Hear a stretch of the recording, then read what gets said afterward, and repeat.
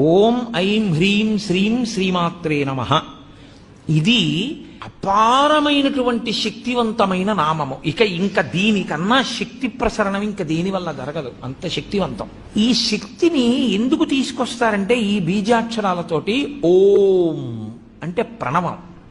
ప్రణవము మహత్వాన్ని చెప్తుంది. అసలు ఈ బ్రహ్మాండంలో నిర్గుణమైనటువంటి పరబ్రహ్మము నాదరూపంగా రావడం దగ్గర నుంచి ప్రణవం చెప్తుంది. అందుకని మహత్వశక్తికి అంతటికీ కూడా ఓంకారము ప్రతినిధి. అలాగే ఐం ఇది కవిత్వ శక్తికి ప్రతినిధి. అలాగే పటుత్వం కలగాలి అంటే హ్రీం. అలాగే సంపదలన్నీ కలగాలి అంటే మనం చెప్పేటటువంటిది శ్రీం. ఇవి నాలుగు చెప్పి ఇవి ఎవరి వల్ల వస్తాయి? ఇవన్నీ కదలికలకి సంబంధించిన విషయాలు. ఇవన్నీ ఆదిశక్తి వలన వస్తాయి.